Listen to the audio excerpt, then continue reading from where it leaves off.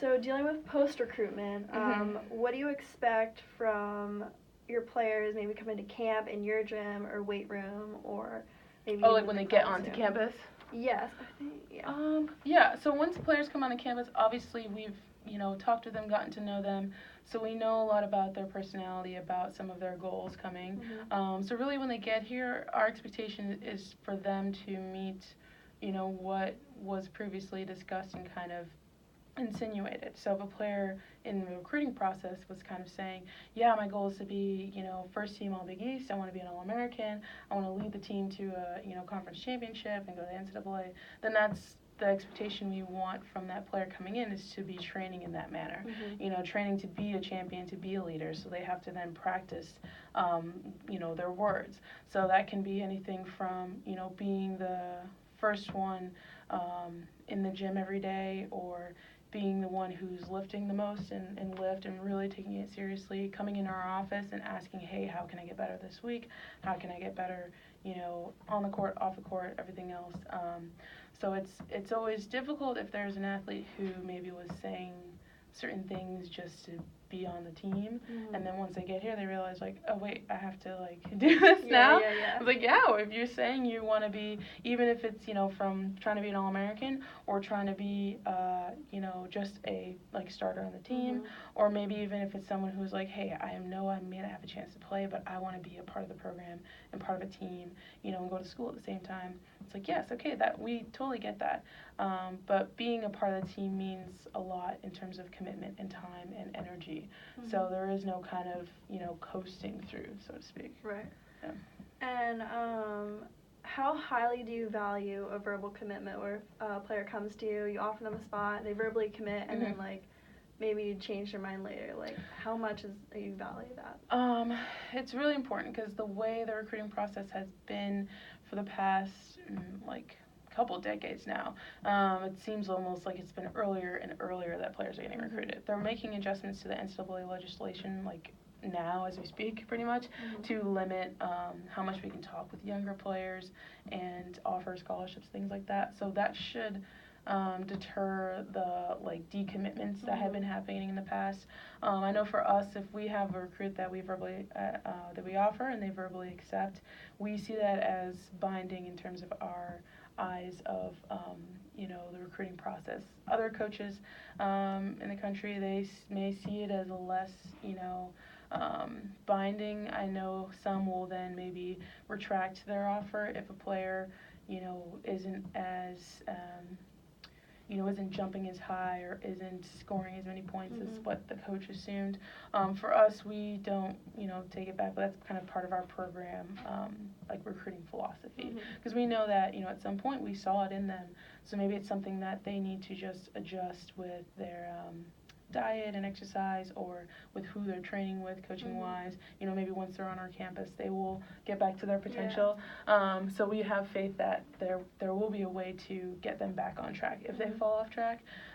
So a lot of players, if they think they can accept an offer verbally and just kind of be like, just kidding, I changed my mind, that's obviously they can do that legally, and because if they're not signed, they can change their mind. But that could be something where the next coach that then is speaking with them may have concern they're going to do that to them. So it's kind of a signal of their character, and I get it, because there are times maybe it's verbal commitment for a specific coach, or a specific situation, maybe a friend was going to be there too, or something like that. But that's where a lot of players really need to think about in the recruiting process and their choice, not to just base their choice solely on one thing. It needs to be a whole fit between the campus, the coaching staff, the prowess of the program, the academic opportunities.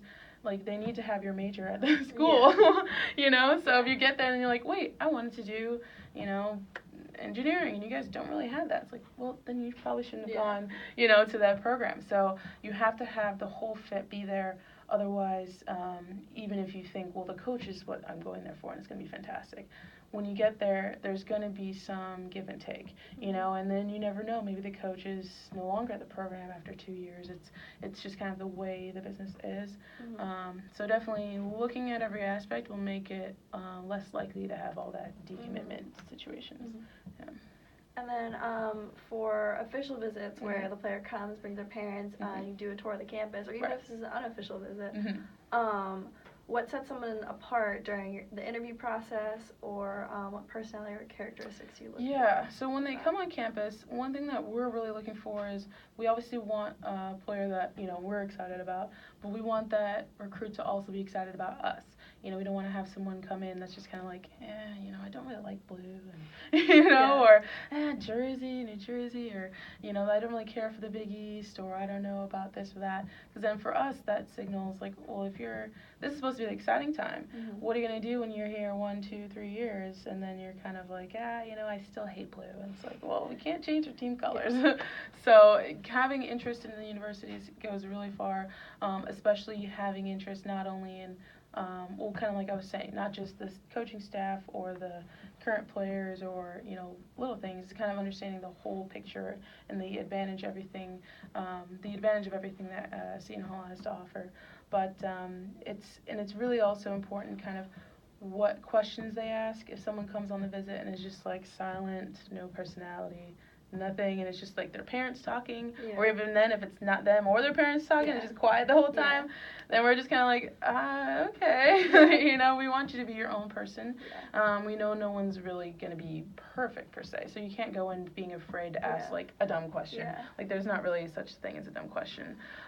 So really just kind of coming in open and honest and wanting to see everything, you know, and then if you're not that interested in the school, like, let us know. You know, it can be tricky because some players get really excited about the, you know, whole opportunity and the whole thing, like the process and stuff. But really, you'd be doing yourself a disservice if you just kind of went to go on a visit with some schools, because not only you're wasting time being here instead of somewhere else you actually like, but we can sense that if someone is not that interested, it's very obvious. It comes off. And with incoming freshmen, how do you connect a new player to the current team? Like any team bonding? Do you have a one-point person on the team to be like contact? To like ensure like a positive like onboarding experience? Yeah, so when we have incoming freshmen, we always know that first year is always the hardest for really much whatever school you're at. It's just kind of going from high school to college in like life, volleyball, school, and everything all at once. So we like to make sure that our upperclassmen and our returners are aware, like, hey, remember that year that sucked for you? They're about to go through it. Like, go talk to them. Go take them to lunch or something. Check in. I know with us, we like to kind of divide and conquer as far as our staff. See which freshmen kind of gravitate towards each one of us individually, because a lot of times, based on just personality, there may be a player who's more, you know, similar to like Coach Chris than myself, and so then maybe he'll kind of take the lead in terms of keeping in touch with them, making sure everything's going all right, and then from there, like kind of similar to what you were saying, we'll have, you know, especially of the team captains, but then again, if there's players that naturally kind of match up, we'll say, hey, you guys seem like you get along, like, do you have a good time together? Like, yeah, okay, we'll keep an eye on her and, you know, make sure she's kind of moving into the school and into everything without too many problems.